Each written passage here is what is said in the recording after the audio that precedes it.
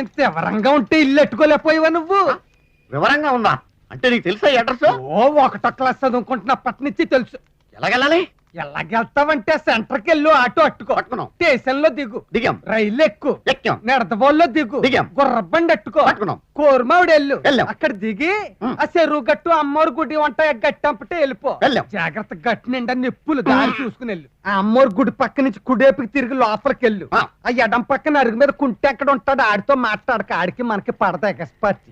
ఆ కుడేపుకి కూడా తిరక్కో, bad lady ఉంటది.